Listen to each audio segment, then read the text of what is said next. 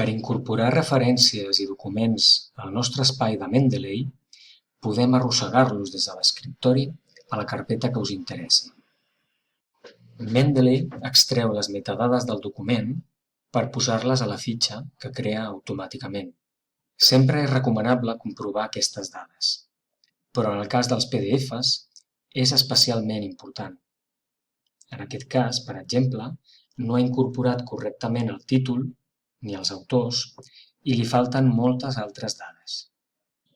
Un cop incorporat el document, tenim l'opció de corregir i completar la referència anant directament a la seva fitxa.